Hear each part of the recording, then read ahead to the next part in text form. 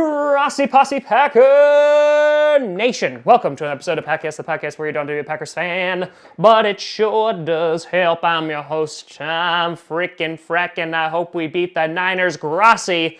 And yes, after a relaxing bye in which the Green Bay Packers didn't play, so nothing in the NFL mattered, the Green Bay Packers return in a game that, oh my, was too powerful to be kept on the 4 o'clock slot and moved to Sunday Night Football under the lights against the San Francisco 49ers. The winner, taking the lead for the top seed in the NFC. And boy, oh boy, I am just titillated for this Sunday. And so we can only bring back one man. A man who has been on this show at least 2 other times. We can't remember if it was 3 or 4, but we're going to say at least 2 other times. And that is diehard 49ers fan, Mr. Zach Grier. Zach, thanks so much for coming on yet again to talk all about your 49ers. Thank you for having me on again. Absolutely. I feel like we really do. I think we mentioned this the last time that we talked. Like, I feel like it's just like check-ins of being like, okay, like we're watching you go through your entire life and just like taking note and just like, okay, let's see where he's at now. And the one thing that's remained consistent, as I constantly see on your Twitter, is your love for the San Francisco 49ers, and they are reciprocating that love to you this year by playing well. Yeah, it's been a fun season so far. Yeah, and you know what? Let's just jump right into it. So right now, the San Francisco 49ers are 9-1. They were the last team in the NFL this season to be undefeated, right? And they got a lot going for them. They have shown sparks on their defense, which has dominated teams. They've shown sparks with Jimmy Garoppolo and their offense being able to move the ball effectively.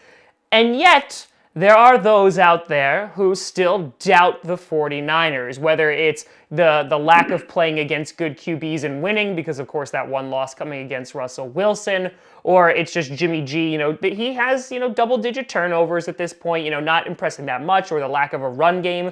So I want to hear it from a 49ers fan. Where are you? Is this like, hey, we are the best team in the NFC, we are for real? Where is your head at, as you're listening to all the haters out there? How are your 49ers doing? Well, if you watch the Panthers game, they were considered a really good playoff contender team, and the Niners just smoked them. With Nick Bosa having an interception, he was just dominating actually the whole game. The run game was going well. But then lately, the run game has not been going well because we had Joe Staley, Mike McGlinchey, Kyle Juszczyk, and then later on, George Kittle got hurt, and so our run game has not been effective. But we were still winning games, except for the Seattle game, of course. But the thing is, they lost to a last-second field goal in overtime. True. So that tells you how good that team is. Plus, they were a missed kick away from winning the game, too, as well. Yeah. No, I completely... Because, I'm looking at the schedule right now, right? So you're beating teams like the Buccaneers, the Bengals. No one's writing home about that. You get into a close game with the Steelers, who, as of late, have looked okay before getting hit in the head with a helmet. You dominated the Browns. You dominated the Rams, too. Like, that game... That was the game where I was looking at you guys like, oh, okay. All right, I see you. And this is before Jared Goff completely fell off a cliff and forgot how to throw a football. So you were good. The Redskins game was just that was a weird one. that was a slip and slide. That was fun. Yeah, but you came away with the win. Yeah, you killed the Panthers, but at this point, I don't know if I'm more concerned with how the Packers really struggled against the Panthers, or the fact that, the Falcons beat the Panthers. I don't know what's worse at this point. And then 2 really close games with the Cardinals, and then obviously against the Seahawks. And so when you're looking and trying to evaluate this team, kind of what stands out to you as being, the motive or the driving factor as to why your team is doing so well this year? The defense, for sure.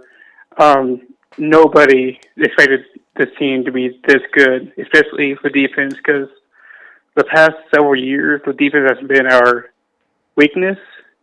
And this year, I've been so impressed. Nobody in the entire 49ers fan expected out of this defense to be this good. Like, honestly, I can't believe it.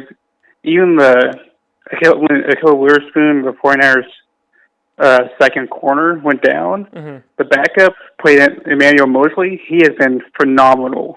I am very impressed with how the corners have been doing, because the corners in the offseason last year, the corners were our biggest concerns, but now it's trying to be the receivers.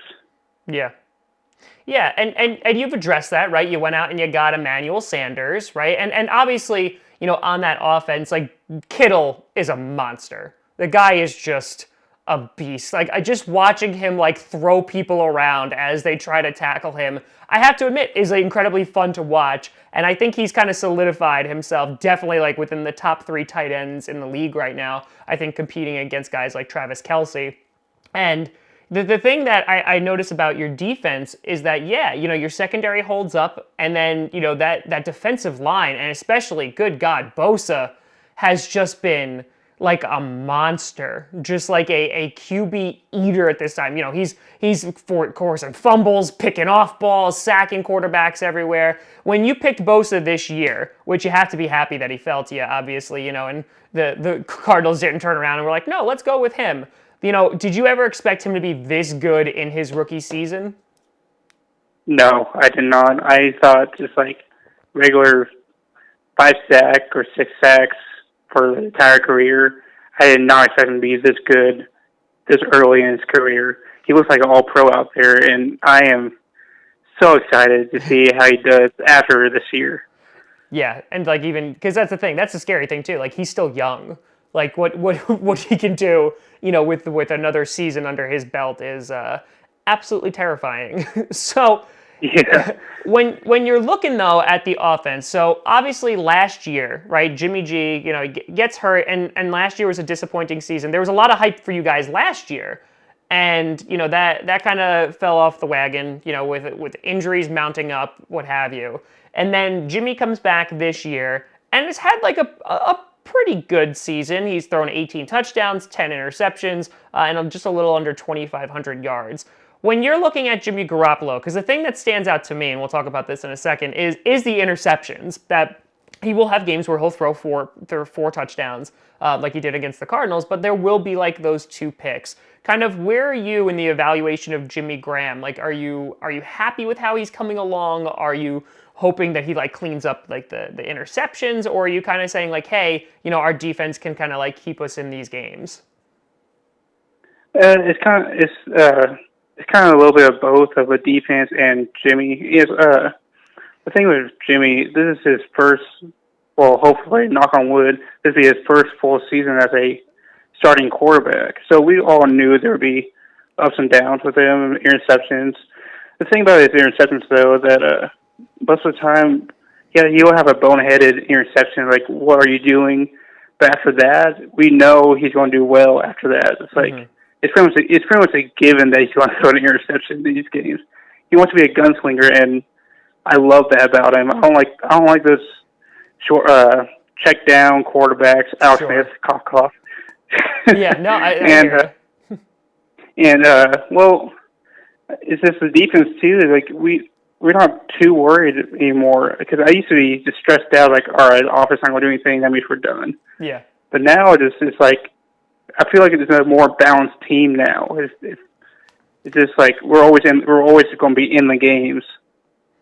Yeah, no, and I think like again, you've definitely shown that, and it's interesting because you obviously have like the Seahawks that are kind of like nipping at your heels at this point, right? And while I would argue the 49ers have had a pretty light schedule up to this point, now things are like, this is like these next few games are really like the test of the 49ers fans, and you will shut up a ton of haters and a ton of doubters. But you have the Packers coming up, you have the Ravens coming up, and you have the Saints, and those are just the next 3 games.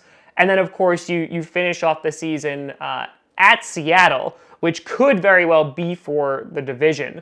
And so kind of where is your head at when it comes to trying to predict how the rest of this season is going to unfold against like some of the best competition that the NFL has to offer?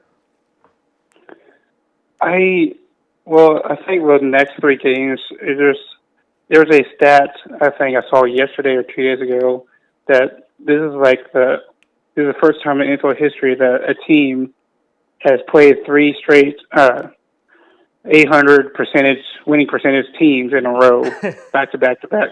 So I'm pretty nervous, but from watching the Packers and Saints this year, I'm not as worried as I was at the beginning of the year. Since the Packers lost to the Chargers, the Saints lost to the Falcons. Yeah. Sorry. No, it's all right. So it's fair game. It's fair game.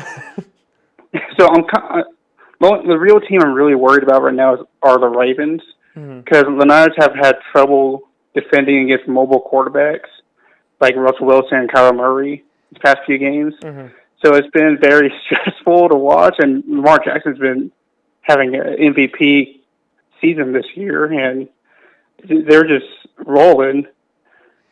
Yeah. Sorry. No, you brought up the Falcons too. Like that team now, like I'm looking at them and they're like blowing out the Saints, and then obviously they're blowing out the Panthers. And I'm looking at them and I'm like, are they really gonna like try and be good now after sucking the entire season? So like I feel like they're not gonna make the playoffs. Like the best part about this is like they're gonna play so well, they're just gonna play themselves out of a top 10 draft pick, which is hilarious. But I think like if that's even one of those teams that you look at and you're like, oh, great, you guys are getting hot when we're about to play you. Super. And that's a game I'm actually flying out to California for. Nice. For my first time for my birthday, so that'll be interesting. Yeah.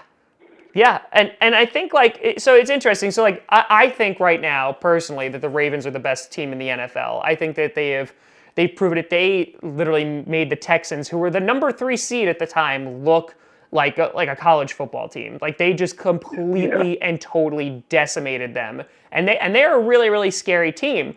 But it's interesting to hear you talk about like the Saints and the Packers. They're losing these games, but you look at the games against the Cardinals, in which both of those games were pretty darn close. Do you attribute that just to being like a divisional game? They know you really well. Do you think that the Cardinals are like a sneakily good team? I know Kyler Murray's had a good year. Kind of like, where do you fall when it comes to these past few games against these division rivals like the Cardinals? The Cardinals, they always play the Niners tough. It's been like in their genes or something to play the Niners tough.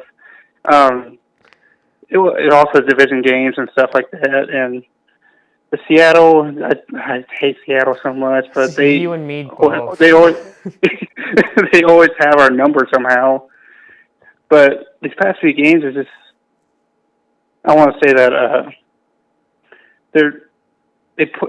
I think the Cardinals are actually better than people give them credit for. I've been watching some of their games this year, and they are always in it, but they just can't close out the W. And I feel like they're kind of similar to the Niners their first year when they had Shanahan come in his rookie season, because they lost, I want to say 5 or 6 games. They're like down to the wire by like 3 or less. Yeah. So now the Niners are learning how to win games. So I think in a couple of years the Cardinals will be a really scary team coming up. Yeah, well, I think they also, should probably do any QB that they have under center some favors and actually get some offensive linemen instead of letting them get murdered every single week. I think that would also be beneficial. Like, they would be much, much better. And Larry Fitzgerald, listen, the guy is like 86 years old, still plays great, and I love Larry Fitzgerald. But, like, at some point you should probably, I know there's Christian Kirk, but you should probably get him some weapons to throw to so Kyler Murray doesn't run for his life every single week. Especially against teams like you who have a really good defensive front. Well, same thing with Seattle. Russell Wilson's always running for his life, and look at that O line, but he's still doing good though. They still somehow manage to stay in the game. It's ridiculous.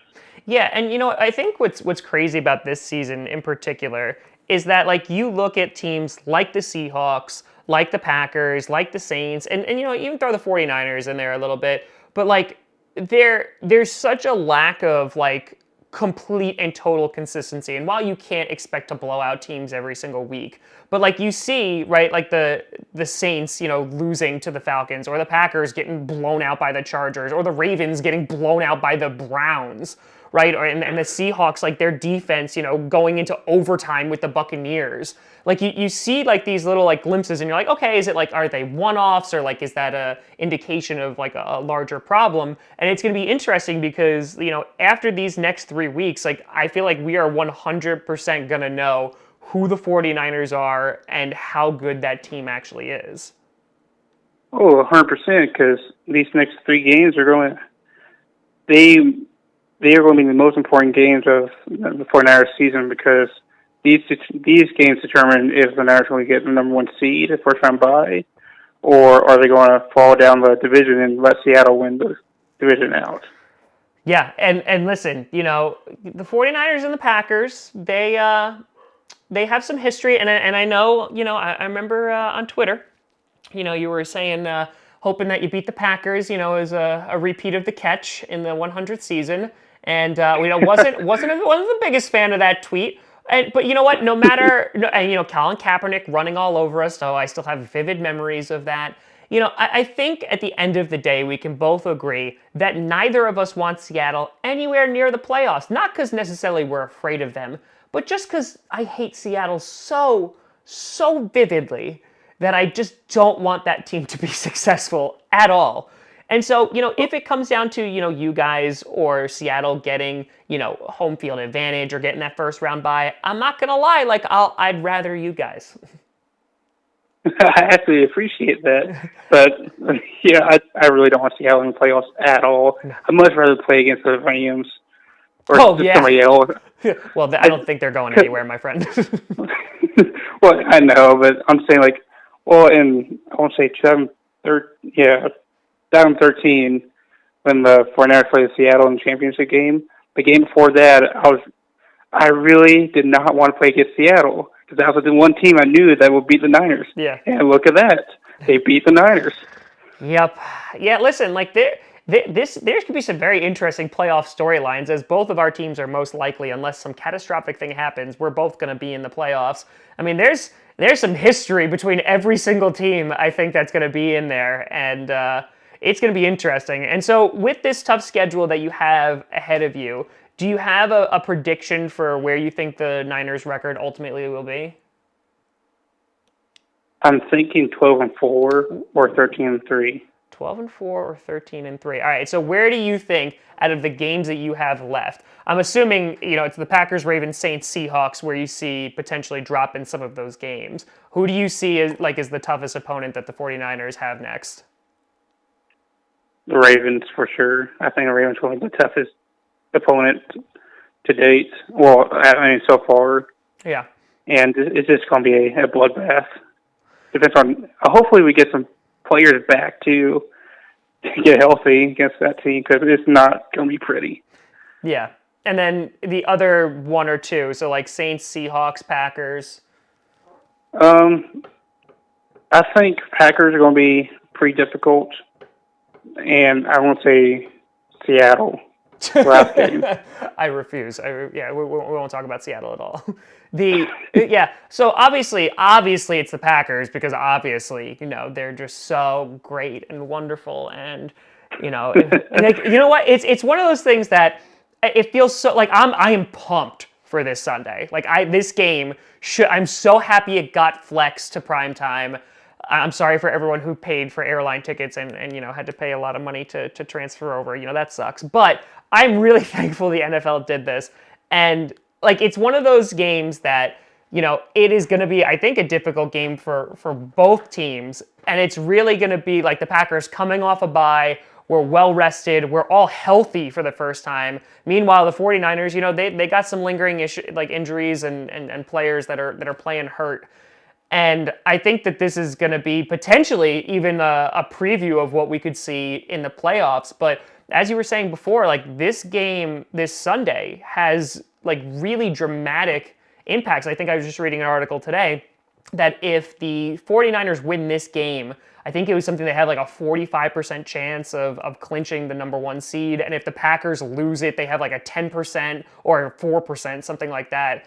And so like, it's a big deal. If you're either going into January and you're playing either in Lambeau or you're playing in San Francisco, those are very different locales.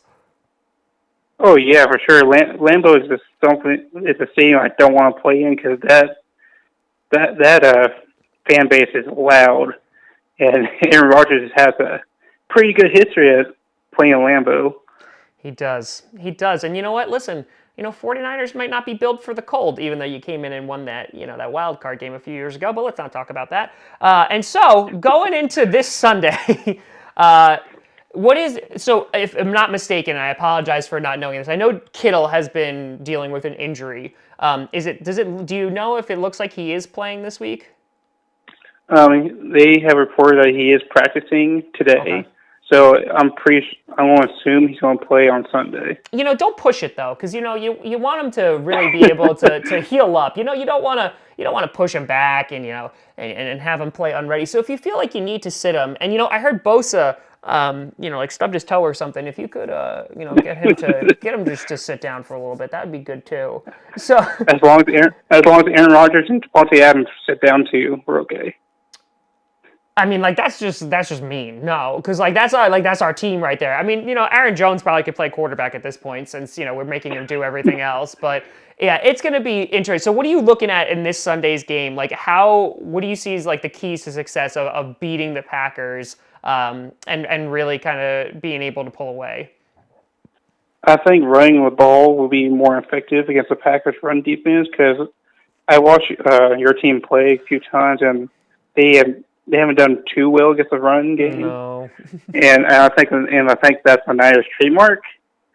So if the Niners can run down the Packers' defense throat and tire them out, I think they have a good chance of beating the Packers. Yeah, and I mean, I think it's going to be one of those things that which Packers team is going to show up? I'm hoping the Chargers were like a one-off, and we can ignore that and never talk about it again. And especially when you watch Philip Rivers throw like 4 interceptions, and you're just like, wait, where was this? Where was this when I needed it to be? And now Philip Rivers is like utter trash and is like, oh, I don't know if I'm going to play anymore. I'm just like, of course. So it's going to be interesting to see, if our pass rush is going to be able to get to Jimmy G and make him uncomfortable, make him make those erratic throws, and our secondary is going to be able to capitalize on it. But I think you hit the nail right on the head. Like you're going to need that run game, which is why I've been looking at your run stats, and in the past few games they haven't been too impressive. So I hope that this isn't the game that they're like, oh, we woke up again, because then the Packers are definitely going to be in trouble. It's all because of Kittle being out too. That has a huge impact on the run game because the last 2 games it's because of Kittle was not there. Our run game has been shut down, even though we had Juszczyk back and McGlinchey and Staley. Staley got hurt again. Those guys are coming off for some rust and everything, and they've been hurt and trying to get back in their game shape and everything. And Kittle being out is a very valuable part of the offense. Yeah, no, absolutely. The guy is like I can't imagine how much money you're going to pay that man in a few years. Like he's worth every penny because he really has just emerged as just a complete and total package. He can block, he can catch, he can run. And again, I think it was against the Cardinals, some guy went to go tackle him. He just threw him across the field and was like, nope, no thank you. And it's incredible to watch him play. And considering the Packers have had so many problems with tight ends this year, yeah, Kittle's going to be problematic. The thing with the one play you're talking about, that was actually against the Panthers. Oh, Panthers. That was Luke Kuechly. He threw down. Was it really? Yeah, he just threw him like a rag doll. It was great. Oh my God, that's even worse. And meanwhile, Blake Martinez is just like, help me, please, because that's kill me. No, I think it's going to be a close game, and if you had to potentially, obviously, these are shot in the darks. Do you think it's going to be like a down to the wire game? Do you think it's going to be a close game? Do you have any idea of kind of like a score prediction?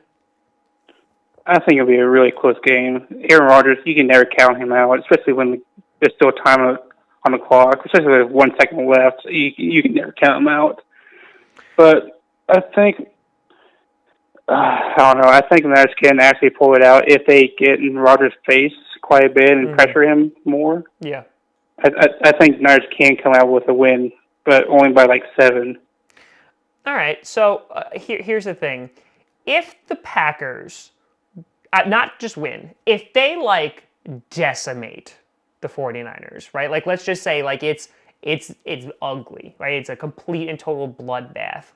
So are you going to delete that tweet that you had about the catch too? Because like again, like that just brings back so many memories that I don't want in my brain. So like if I'm talking like 42-7, like that's what I'm talking about, like, or even 42-14. That would be great if you could just do me a favor and just like hit the delete button on that one. But yeah. That's the thing about that tweet. It was actually the catch was actually put to be against the Cowboys, not the Packers. Oh wait, I thought you were saying. Wait a minute. No, the tweet says that. Oh, in that case. Well, didn't you say you were still going to beat the Packers? In that case, then. Let's get rid of that too. Like, okay. Oh, in the divisional round, that's even worse. Okay. Yeah, okay. But here's the thing, though. Okay, so here, hold on. We're fighting fire with fire here. You said you're going to beat the Seahawks in the wild card round, meaning that you're not getting the number 1 seed. So that means that you would most likely be going to Lambeau. And see, yeah, this tweet's getting worse by the minute. So you're not only saying you're going to beat the Seahawks, you're then saying you're most likely going to go to Lambeau because if you're a wild card team and beat the Packers. Yeah, I don't... Tom Grossi doesn't approve that message. I mean, it was just a silly prediction at the beginning of the season, and so far it could come true. That'd be kind of cool if it did, but I don't expect it to come true that easily. Well, you know what? I don't even know. It's just one of those things that I'm just. Well, because, okay, so here's the thing, though. But, like, because the reason I got confused is because, like, there is, like, the catch against the Packers 49ers. I'm not, like, hallucinating. Yeah. Wasn't that the 98, I want to say? I think it was, like, 98, like, NFC playoffs. Yeah. So, like, okay, so I'm not crazy. Okay, all right. I remember little 8-year-old me being disappointed and having my soul crushed. So, okay. Well, either way, Zach, I think that this Sunday is going to be a phenomenal game. And whoever loses is definitely going to be crying. But I think we'll definitely most likely be seeing each other in the playoffs again. And if the Packers win this week, I hope it's the same result. And if they lose this week, I hope it's a different one. I think the 49ers are going to prove themselves to either be like that great team that you're saying they are, or these next few games are going to be oof. They have potential to be oof. Yeah, I'm going to be very scared and nervous and stressed out these next 3 games. But I was already stressed out the last game against the Cardinals, and so that was not fun. Yeah, no, definitely not. But Zach, it was a pleasure having you on once again, my friend. It's always a pleasure talking to you, and I do wish you luck for the rest of the season, especially against the Seahawks. Just not this Sunday or in the playoffs if it happens to be against the Packers, because, yeah, please no. Please none of that. Well, I really do appreciate you having me on for the 3rd time. Absolutely. I do enjoy doing this. Absolutely, and it is the charm. And where can people find this illustrious tweet in which I just realized, so you have catches against the Packers, you have catches against the Cowboys, just too many catches going on. No, I don't want his history repeating itself. Definitely. But again, if somehow the Cowboys limp their way to the NFC Championship game and it's you and the 49ers, it's you and the Cowboys, then I will definitely be rooting for you. So you have my support there, unless you like blow us out in the divisional round, then no, then all bets are off. But where can people find you, Zach? You can find me on my Twitter handle at Zach Grier 24. I just tweet just regular 49ers tweets and sometimes video games, but mostly Niners. And there we go. Go check out Mr. Zach Grier. He's a great friend of the show. This is his third time on the show, and we love talking to him. And God, I hope I can send him all the GIFs of just showboating after a victory on Sunday night.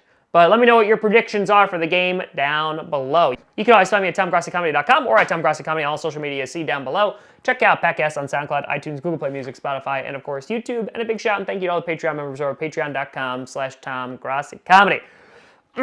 We got prime time, baby. All right, Sunday night, where are you? We gonna be in San Francisco. We're gonna beat you. That was like the nicest taunting song ever. It'll get better. But thank you so much for watching. I'm Tom Grossi. And as always, go Pack, go.